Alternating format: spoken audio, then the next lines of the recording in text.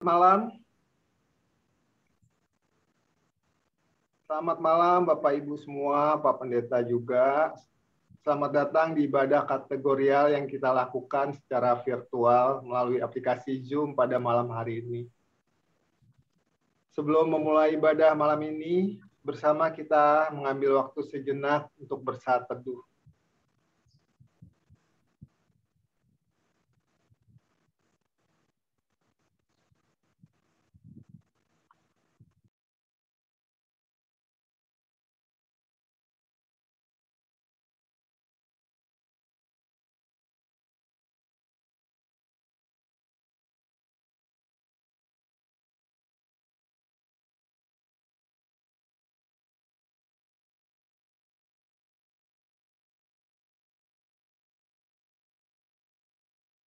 Selesai.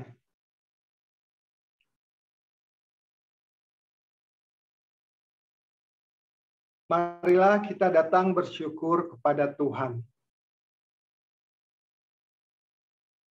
Karena kita merasakan pemeliharaannya khususnya dalam menghadapi masa pandemi. Kami menyiapkan hidup kami untuk menghayati hadirat Tuhan. Inilah kami ya Tuhan, dengan segala keberadaan kami, mau bersekutu dengan Tuhan dan sesama. Mari kita bersama menyanyikan lagu pembukaan Kidung Jemaat nomor 15, bait 1, berhimpun semua.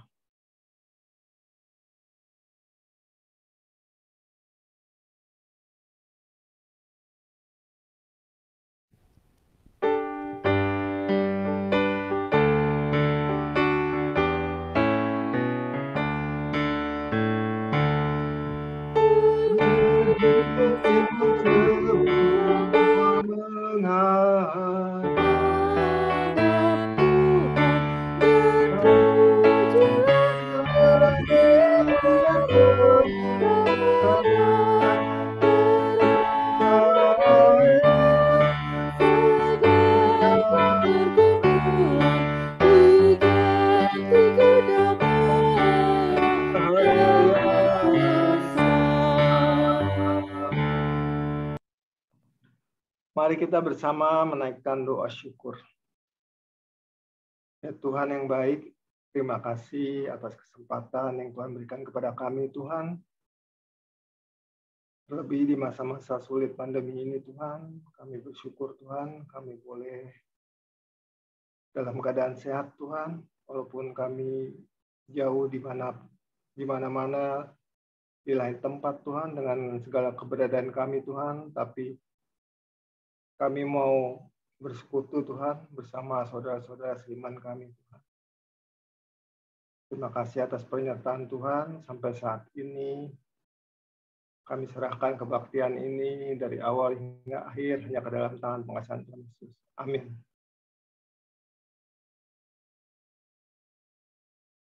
Mari kita menyanyi PKJ nomor 15, Kusiapkan Hati.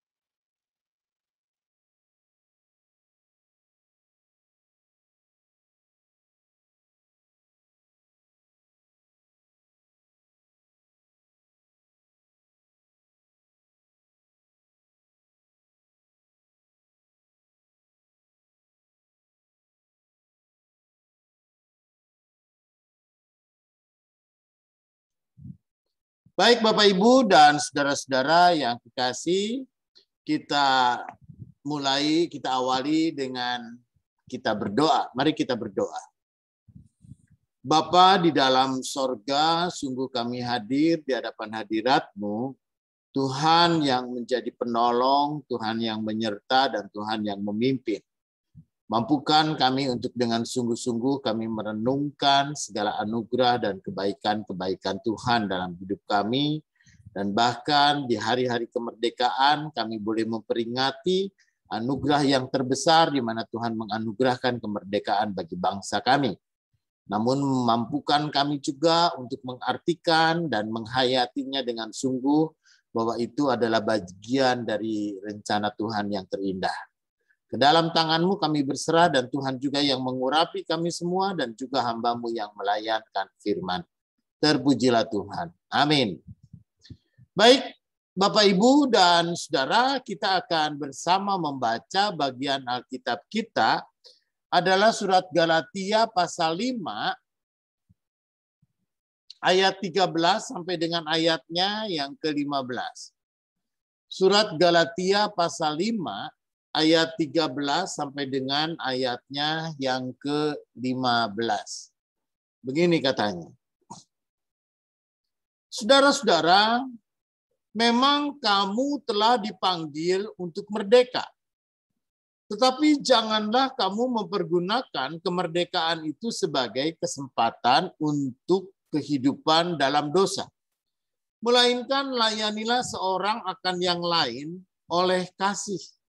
Sebab seluruh hukum Taurat tercakup dalam satu firman ini, yaitu kasihilah sesamamu manusia seperti dirimu sendiri. Tetapi jikalau kamu saling menggigit dan saling menelan, awaslah, supaya jangan kamu saling membinasakan. Saudara-saudara, demikian pembacaan Alkitab. Berbahagia mereka yang mendengarkan firman Tuhan dan memelihara di dalam kehidupannya. Haleluya. Saudara yang kekasih di dalam Tuhan, zaman dulu ketika manusia memasuki fase di mana orang cenderung melakukan explore, orang melakukan exploring kepada semua ke lahan dunia ini. Lalu hampir bangsa-bangsa di Eropa umumnya mereka tertarik untuk keluar dari Eropa, dia menyelidik kemana-mana sehingga dia bisa menemukan benua-benua atau tempat-tempat lain. Karena itu, saudara, kenapa di Amerika itu banyak sekali orang bule atau di Australia banyak sekali orang Eropa yang nenek moyangnya semuanya dari Eropa? Ya karena mereka melakukan ketika itu ekspedisi. Ya, melakukan ekspedisi, mereka melakukan penyelidikan, mereka pun juga melakukan penelusuran terhadap berbagai macam realitas dalam dunia kita. Dan semuanya, saudara, lalu kemudian memasuki fase orang kemudian saling menguasai, menjajah, gitu ya, sehingga istilahnya mengeksploitasi satu daerah dengan daerah yang lain. Nah, karena itu, saudara, apa yang kemudian terjadi adalah kemudian kita orang Timur dieksploitasi katanya. Saudara yang kekasih di dalam Tuhan, kita menemukan fakta-fakta sejarah yang agak berbeda. Ya, dari cerita-cerita sejarah. Sejarah yang kita buat, sejarah yang dibuat oleh manusia itu adalah tergantung siapa yang membuat. Karena itu, saudara, maka tentu saja kalau kita mengatakan bahwa sejarah itu dibuat oleh orang Belanda, maka di Indonesia orang-orang pribumi disebut ekstremis, disebut pemberontak. Ya, karena orang Belanda yang membuat. Itu untuk kepentingan orang Belanda. Tapi kalau sejarah yang dibuatnya oleh orang Indonesia, maka orang Belanda itu disebut penjajah. Ya, orang Belanda itu disebut kolonial. Lalu kemudian apa yang kita lakukan adalah upaya pemerdekaan, perjuangan untuk memerdekakan diri. Tetapi saudara yang kekasih di dalam Tuhan, maka ketika kita bicara sejarah, ketika kita berada dalam konteks kolonial, maka yang menjadi pertanyaan kita itu adalah apa menjajah siapa dan siapa yang menjajah siapa. Saudara, karena pertanyaan ini sekarang ini menjadi sesuatu yang sangat kontekstual. Saudara, ketika kita pun juga, saya suka membaca dan banyak membaca memang, lalu di saat ini ditemukan buku peninggalan Daedalus. Itu buku catatan keuangan. Ya, itu buku mengenai catatan keuangan di zaman Daedalus ketika Daedalus membuat jalan dari Anyer ke Panarukan. Sejarah kita mengatakan, saudara, bahwa jalan Daedalus itu dari Anyer ke Panarukan itu dibuat atas kerja rodi. Masyarakat, rakyat kita lalu kemudian dipaksa untuk melakukan kerja paksa membuat jalan. Rakyat kita pun juga lalu kemudian disuruh melakukan pekerjaan membuat jalan kerja paksa untuk kepentingan penjajah. Itu yang sejarah yang kita tahu. Tetapi sesungguhnya, saudara, yang kita tahu sekarang justru setelah ditemukan buku Daedalus itu, ternyata ada uang. Ya, dari kerajaan Belanda melalui Daedalus, dari VOC melalui Daedalus kepada bupati-bupati, kepada penguasa-penguasa daerah, kepada orang-orang yang berkuasa di daerah. Tetapi tidak pernah nyampai kepada rakyat. Itu artinya, saudara, bahwa uang itu lalu kemudian dikorupsi. Uang itu pun juga lalu kemudian dikorupsi oleh pejabat-pejabat itu dan rakyat dipaksa untuk bekerja.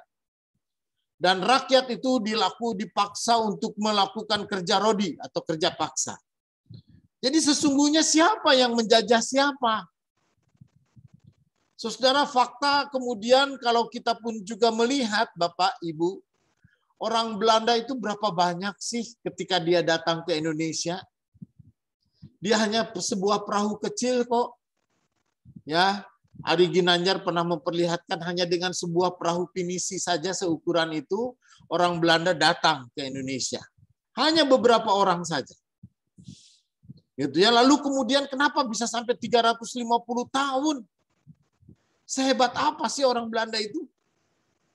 Tetapi orang Belanda itu, saudara, bisa disogok. Orang Indonesia itu, orang kerajaan-kerajaan itu, lalu kemudian bisa disogok, bisa disuap, bisa dibayar untuk melawan kerajaan yang lainnya. Ya, kerajaan Mataram dengan Singosari bisa diadu domba hanya oleh karena Belanda lalu kemudian membayar. Karena itu, saudara, yang rusak itu sebenarnya orang kita.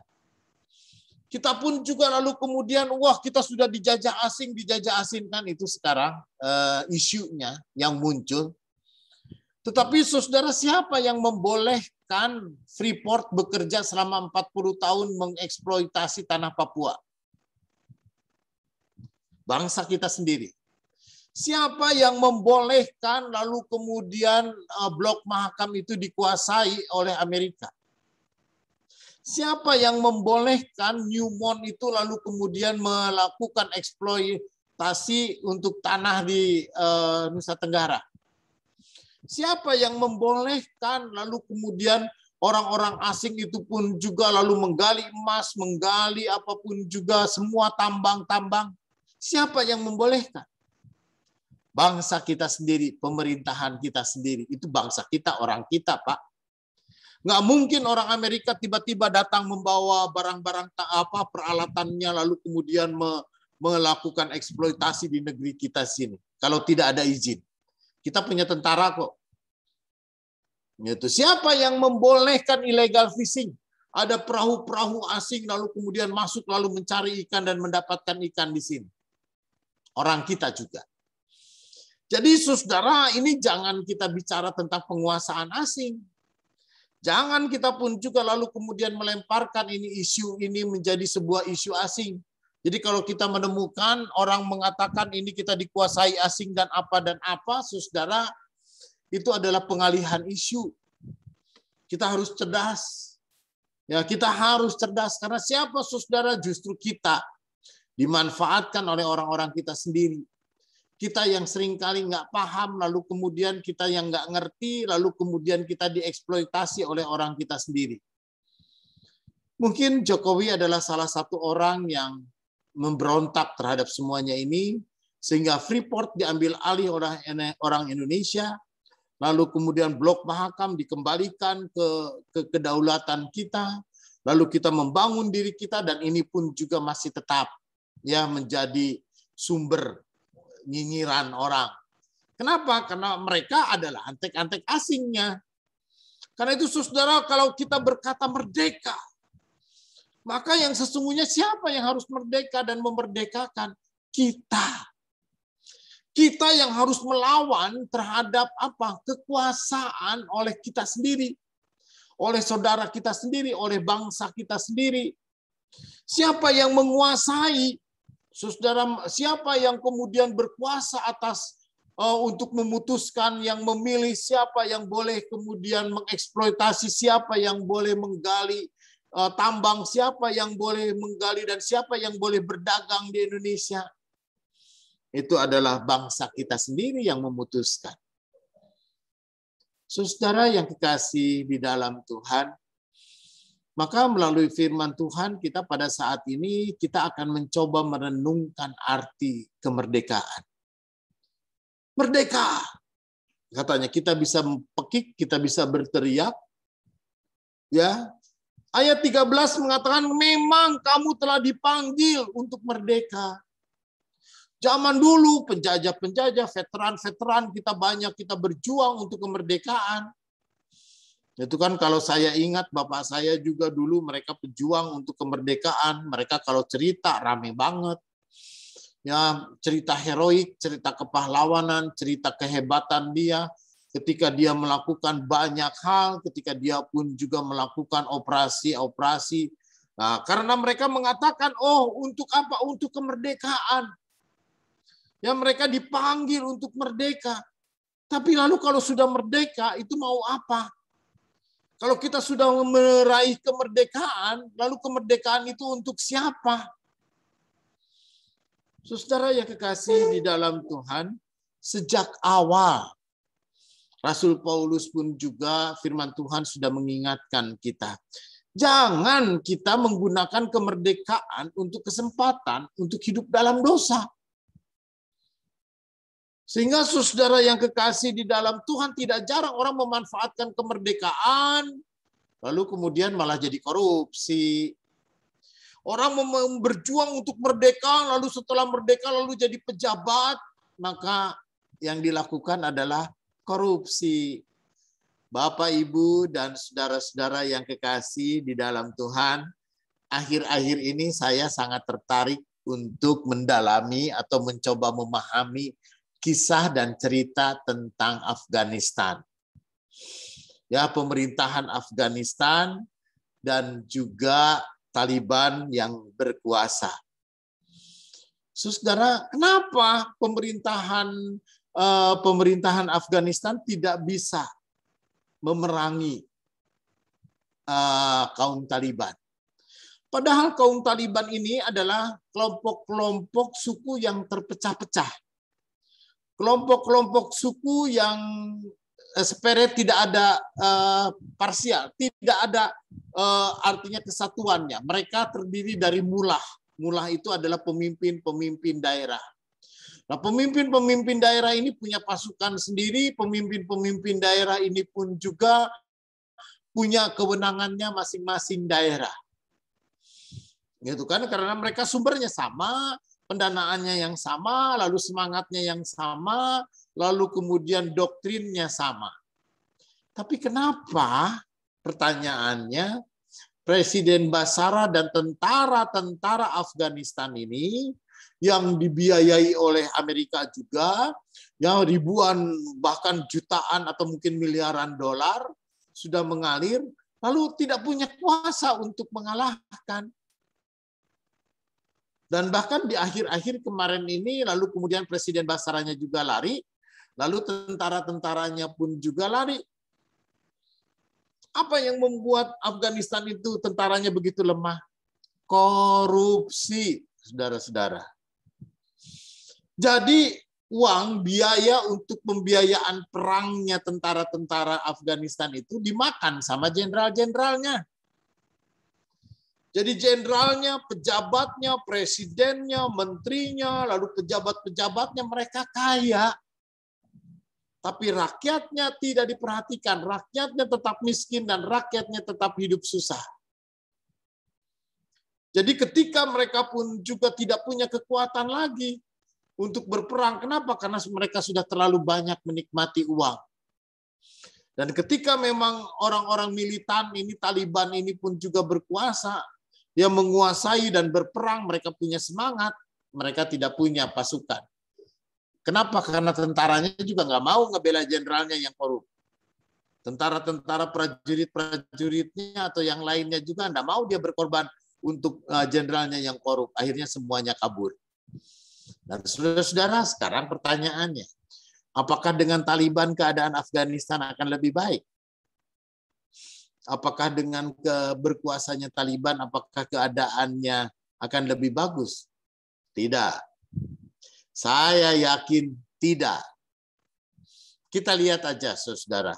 Ya, seperti di Korea Utara, apakah Korea Utara itu pun juga adalah negara yang makmur? Bapak Ibu silahkan, sekarang banyak sekali video yang ada dan muncul di YouTube tentang Korea Utara. Di Korea Utara pun juga pejabat-pejabatnya tetap korup. Banyak sekali jenderal-jenderal dan termasuk juga Kim Jong-un yang pemimpin besar Korea Utara. Mereka hidup nikmat, mereka hidup senang dengan segala kelimpahan harta, mau naik mobil yang bagus, mau kemana-kemana, tapi sementara rakyatnya dikorbankan sedemikian rupa. Bahkan rakyatnya yang dipekerjakan di Cina, Cina itu membayar bukan kepada pekerja, tapi Cina itu membayar kepada pemerintahan Korea Utara. Tetapi rakyatnya mereka bekerja menjadi pekerja paksa. Ya, siapa yang punya uang? Siapa yang dapat uang dari hasil pekerjaan rakyatnya di luar negeri? Yaitu negaranya.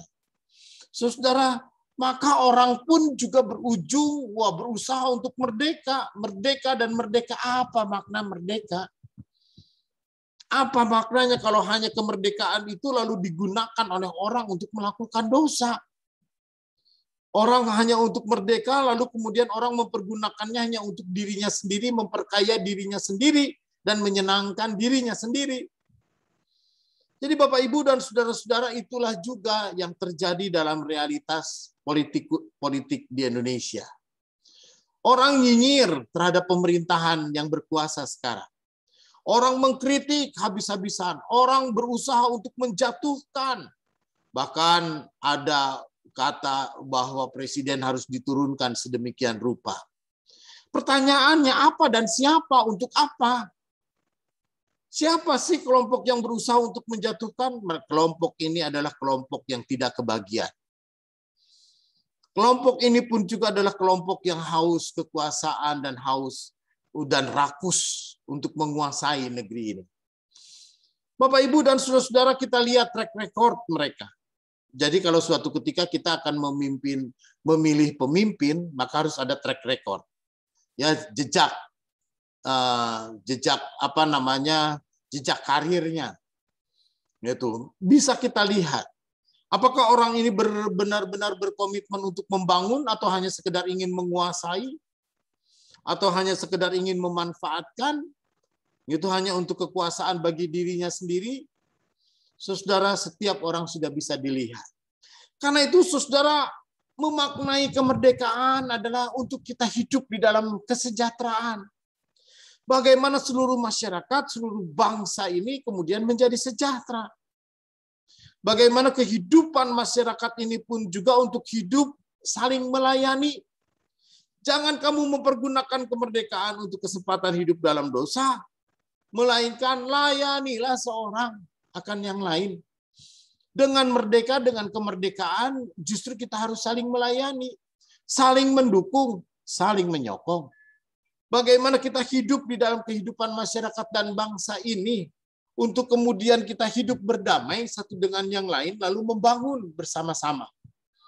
Yang punya visi bersama. punya kekuatan yang sama, punya tujuan yang sama, punya harapan yang sama, punya kehendak yang sama. Karena itu saudara yang kekasih di dalam Tuhan memang tidak mudah. Tidak mudah untuk menyatukan orang ya satu hati supaya 270 juta bangsa Indonesia ini itu bisa memahami dan mengerti. Bahkan saudara-saudara yang kekasih, orang bicara kalau agama, saya selalu berpikir begini. Kalau semua agama mengajarkan kebaikan, dan semua orang beragama melakukan kebaikan, dan semua orang yang beragama melakukan apapun yang baik yang diajarkan oleh agamanya, saya yakin, saya percaya seluruh masyarakat dan bangsa Indonesia ini akan hidup dengan baik. Tapi kalau kemudian kita masih menemukan orang yang bicara tentang agama, tapi otaknya jahat, orang pun juga atas nama agama lalu kemudian memusuhi orang lain, atas nama agama lalu kemudian berusaha untuk mengacaukan dan membuat kekacauan atas negeri ini, maka selama itu Indonesia ini pun juga tidak akan pernah menjadi baik. Karena itu saudara, kalau firman Tuhan kita jelas kok. Jangan kita mempergunakan kemerdekaan itu lalu kemudian untuk hidup dalam dosa. Tetapi kita semua harus mempergunakan kemerdekaan dan hidup dalam alam kemerdekaan untuk kita saling melayani satu dengan yang lain. Karena itu, saudara, hanya dengan satu firman, yaitu kasihilah sesamamu manusia seperti dirimu sendiri. Karena itu hidup di dalam dunia kita, dalam hidup alam kemerdekaan kita, maka bagaimana kita saling mengasihi, hidup dalam damai, hidup saling menyokong, dan hidup juga bersama-sama untuk saling mendukung dalam kehidupan dan kesejahteraan. Karena itu saudara, banyak sekali tontonan dalam dunia kita. Sekarang ini semuanya serba terbuka. Silahkan, Bapak Ibu mencari di YouTube tentang Suriah. Bapak Ibu silahkan cari YouTube tentang Yaman. Bapak Ibu cari YouTube tentang Iran, tentang Irak, pokoknya Timur Tengah dah. Bapak Ibu cari ya YouTube kita, lalu yang kemudian banyak sekali tentang Aljazair, ataupun juga Afrika di utara itu pun Libya, yang masih kacau sampai sekarang ini. Apa yang diuntungkan dan siapa yang diuntungkan sebenarnya? Yang tetap saudara yang menderita itu adalah rakyat kecil. Apa yang membuat rakyat kecil kita itu pun juga bisa menjadi menderita sedemikian itu? Saudara, karena ketika kita pun juga bodoh, ya orang bodoh itu mudah sekali dimanfaatkan. Dan rakyat kita pun juga katanya berpendidikan, tetapi dia mudah sekali untuk dimanfaatkan. Mudah sekali untuk disetir oleh kepentingan-kepentingan tertentu. Karena itu saudara yang kekasih, melalui firman Tuhan kita pada saat ini, kita bersama memaknai kemerdekaan untuk kita boleh bertumbuh bersama, hidup dalam sukacita, dan hidup bersama-sama di dalam damai dan sejahteranya Tuhan. Terpujilah Tuhan. Amin.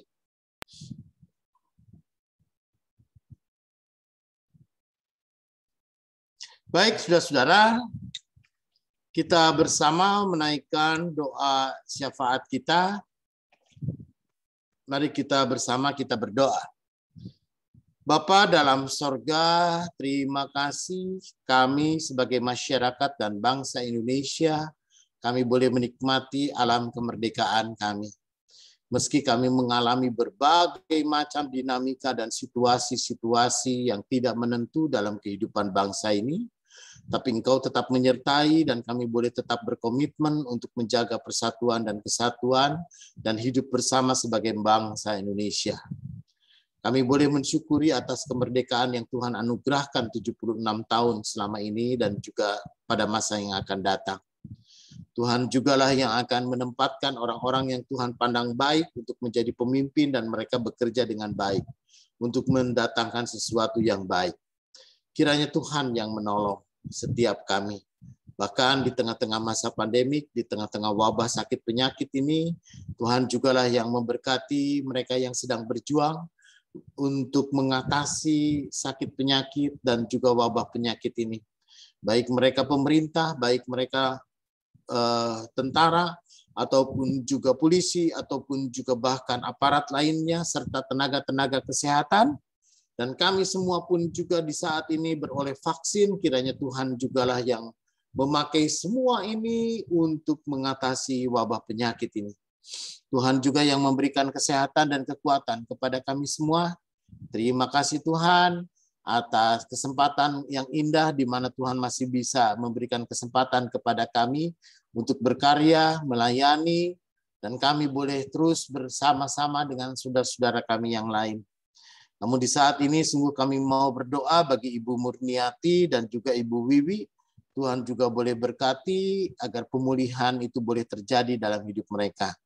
Kami juga berdoa bagi Ibu Aminah Bayin, berikan jamahan, berikan dia kesehatan dan kekuatan, Tuhan berikan kesabaran dan ketekunan, baik baginya, juga bagi keluarga yang merawat dan mendampingi Ibu Aminah di dalam kelemahan tubuh. Kami pun juga berdoa bagi Bapak Silitonga, sertai dia, jamahan Tuhanlah juga yang akan menjadi sumber kekuatan. Dan biarlah dalam segala keberadaan, Tuhan juga yang menjadi penolong, dan Tuhan juga yang menyertai, sehingga Bapak Silitonga selalu beroleh kasih dan kemuliaan nama Tuhan. Dan Bapa dalam sorga, sungguh di dalam segala keberadaan kami, Tuhan juga yang menyertai dan melawat kami dan selalu mendampingi kami. Sehingga di tengah-tengah segala aktivitas, di tengah-tengah segala kegiatan-kegiatan kami, sungguh kami mau, semuanya kami serahkan, kami mau pertaruhkan, hanya di dalam nama Tuhan kami, Yesus Kristus. Amin.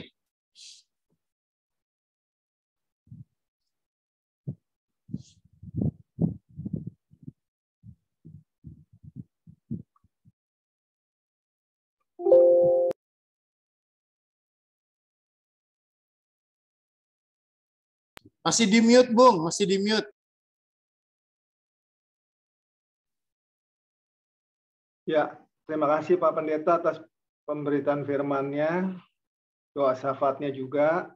Tibalah saatnya kita untuk memberikan persembahan syukur kita yang diambil dari 1 Tawarik 29 ayat 17a. Aku tahu, ya Allahku, bahwa Engkau adalah penguji hati dan berkenan kepada keikhlasan. Maka aku pun mempersembahkan semuanya ini dengan sukacita dan tulus ikhlas. Dan sekarang umat-Mu yang hadir di sini telah kulihat memberikan persembahan sukarela kepadamu dengan sukacita. Diberikan kesempatan kepada jemaat untuk memberikan persembahan sebagai ungkapan syukur, penyertaan Tuhan, dan upaya mendukung segala penata layanan di Gereja Kristen Pasundan Efata Cakung yang dapat dikumpulkan dan diserahkan di amplop diserahkan pada kebaktian minggu atau ditransfer ke rekening BCA dengan nomor rekening 63302700860 atas nama Margareta semua. Mari dengan penuh sukacita kita membawa persembahan kepada Tuhan dengan bersama menyanyi dari PKJ 148 bait 1. Terima kasih ya Tuhanku.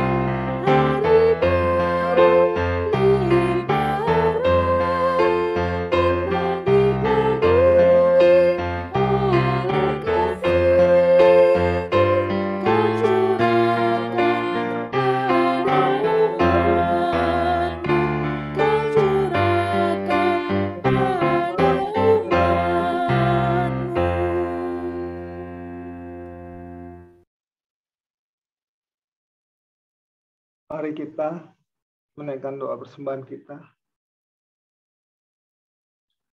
Kembali lagi kami mengucap syukur atas berkat dan cinta kasih Tuhan kepada kami. Di saat ini Tuhan kami telah memberikan persembahan syukur. Berkati persembahan ini ya Tuhan. Besar ataupun kecil persembahan yang telah kami berikan tadi kiranya bisa berguna untuk pelebaran kerajaan surgamu di muka bumi ini. Ini doa kami ya Tuhan yang kami bawa hanya di dalam nama Allah Bapa, Anak dan Roh Kudus. Amin. Mari kita menyanyi nyanyian penutup dari Kidung Jemaat 369A bait pertama. Ya Yesus ku berjanji.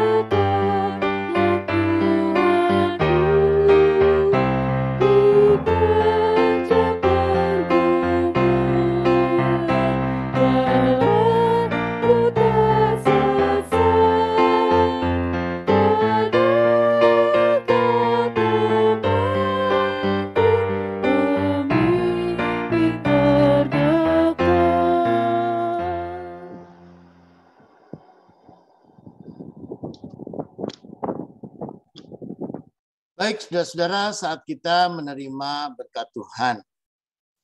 Kiranya kasih karunia Tuhan Yesus Kristus dan kasih Allah dan persekutuan Roh Kudus menyertai saudara dari sekarang ini sampai selama-lamanya. Amin.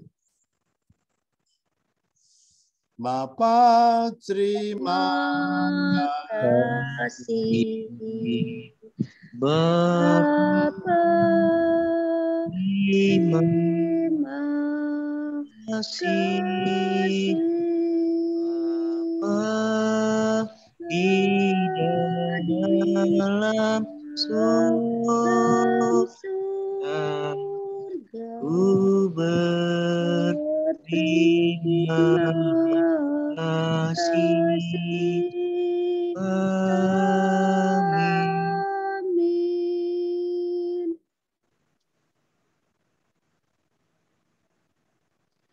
Oke.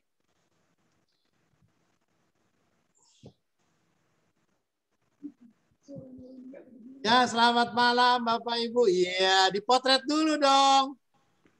Bapak potret nggak bisa. Ini aja. Ini Bapak yang merahnya. Ada. Yang potretnya. Coba buka bel, Bapak P itu, mari mau lihat. Bu Edi. Bapak. Bu Edi besok bisa ikut Zoom. 2, 3. 1, 2, 3. Terima kasih Bapak Ibu. Wester besok Sama-sama.